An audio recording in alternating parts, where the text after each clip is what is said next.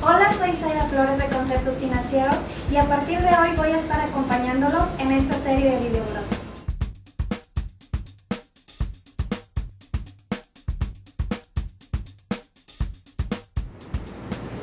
Básicamente la problemática que predomina en la sociedad es estrictamente corporativa, patrimonial, familiar. Y esto lo explico de la siguiente manera. En cuestión familiar, no se tiene la cultura de la prevención y por lo tanto la problemática que surge es a la hora de que las personas faltan, iniciamos el juicio sucesorio de las personas y en ese momento nos damos cuenta de que la gente no estaba preparada para irse.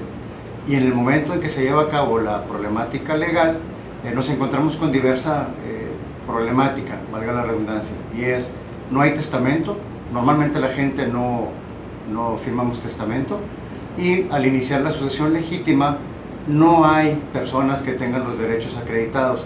Esto se convierte en un gran problema y finalmente los juicios se hacen tardados, tediosos y costosos.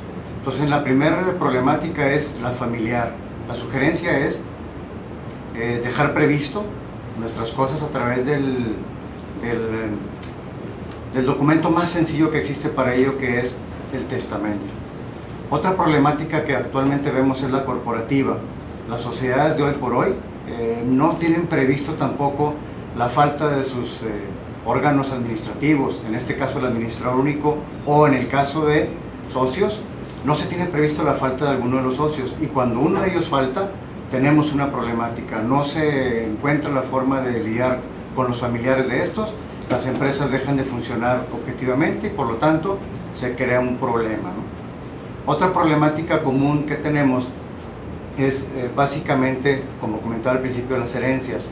A la hora de una herencia, al no tener identificados quiénes son los herederos legítimos de esta herencia, encontramos el problema de que el juicio se hace tardado. Y hay otro detalle, muchas veces las personas no tienen bien fijo cuáles son los bienes que les pertenecen, y esto me lleva al problema inmobiliario.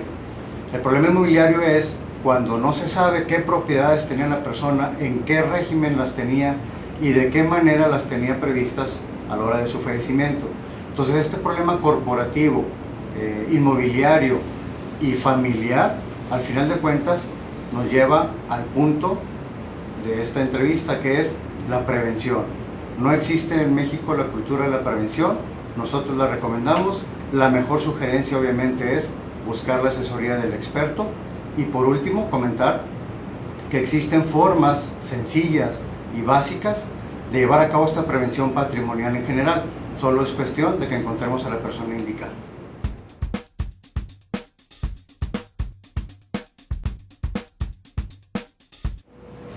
Miren, les platico sobre algunos casos más frecuentes que hemos tenido. Por ejemplo, un caso muy frecuente es, al fallecimiento del esposo, si éste no dejó testamento en el cual designar algún heredero, es muy común que venga con nosotros la esposa, considerándose como la dueña de lo que haya dejado su marido. Y hemos tenido el caso real. Viene la esposa a abrir el juicio sucesorio del marido, pensando que ella es quien se va a quedar con las propiedades y que en un momento dado ella puede deshacerse de las propiedades o puede disponer de ellas. Ese caso, pues me da pena comentarlo, pero no es así. La esposa no tiene el derecho directo de adquirir del esposo si éste no hizo un testamento en el cual la haya designado como heredera. Por lo tanto, la esposa tiene ciertos derechos solamente como si fuera un hijo, y por lo tanto los hijos son quienes tienen el derecho inmediato de heredar a los padres.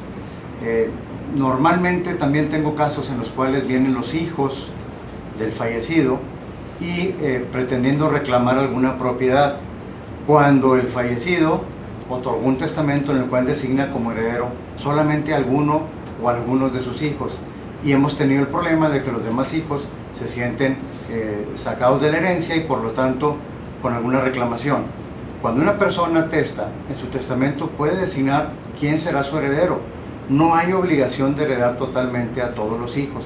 Tú puedes heredar solamente a uno o algunos de tus hijos por razones especiales. Y en este caso en particular que hemos tenido, pues sí, nos da pena decirle a los hijos que pues desgraciadamente ellos no fueron designados en un testamento y por lo tanto no tienen derecho a esa herencia, a menos de que impugnen el testamento por alguna razón, pero si el testamento está bien elaborado, bien otorgado, no tiene por qué ser impugnado. Otro caso frecuente que tenemos es el de las sociedades. Normalmente la gente se asocia, tiene un socio para la realización de alguna actividad o de un objeto, y normalmente entre socios se llevan muy bien, trabajan muy bien e incluso se acoplan porque se dedican a lo mismo o son una suma de talentos. Tengo el caso de médicos, por ejemplo. Es muy común que los médicos asocian un médico con otro médico y juntos llevan a cabo la operación de la clínica, pero desgraciadamente uno de ellos fallece uno de los socios, y entonces esa parte de sus acciones o de sus partes sociales pasa a sus herederos, y el heredero probablemente sea la esposa o probablemente sea alguno o algunos de sus hijos. Y aquí el problema es que el socio que sobrevive termina siendo socio de la esposa de su socio o de los hijos de su socio, y estas personas, tanto la esposa como los hijos, no conocen el negocio, no se dedican a él, no lo pueden llevar a cabo, ni siquiera van al negocio, pero sí tienen un derecho a las acciones del negocio o a las utilidades del negocio, y entonces termina siendo socio de una persona con la cual no compartes ideas ni talentos. Esto es un gran problema, porque al final del día la empresa no funciona como lo hacía con el socio fallecido.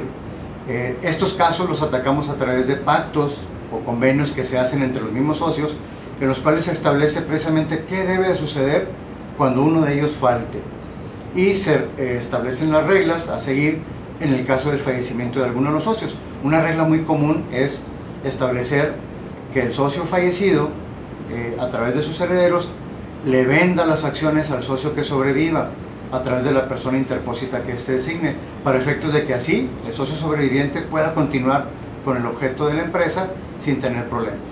Estos son algunos de los casos más frecuentes. Otro caso que penosamente tengo en la actualidad es el caso inmobiliario, en el cual una persona pretende vender una propiedad, pero esta persona está casada y por lo tanto tienen que vender ambos cónyuges, pero uno de los cónyuges no está presente, está desaparecido. La figura del desaparecido es un gran problema en la actualidad, porque si la persona no está físicamente, hay que correr un gran proceso para que se pueda vender una propiedad, y ese proceso se llama declaración de ausencia y posteriormente de muerte.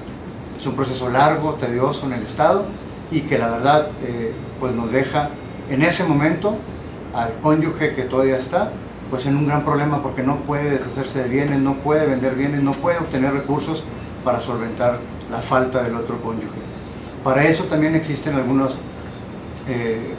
sugerencias que podemos dar, como los poderes para casos de declaración de ausencia o incluso en el caso de interdicción.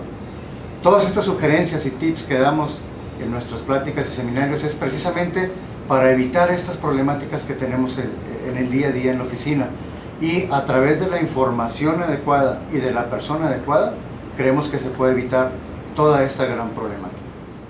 Gracias. Queremos agradecerles el que nos hayan acompañado y los invitamos a que vean nuestra próxima cápsula, así como también envíen todas sus dudas a nuestra página o a nuestro correo seminarios@vidapatrimonial.com.